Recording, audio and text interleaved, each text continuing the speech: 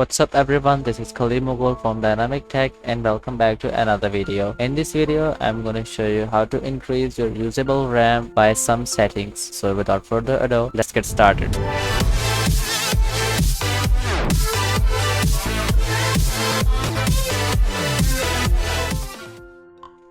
First of all, right click Start and from here choose Run.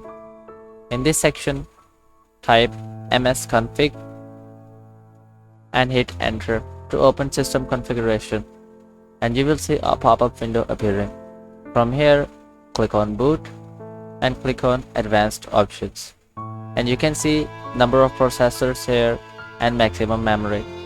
Check the box and you will see your maximum memory here. Click on OK, click on apply and then click OK.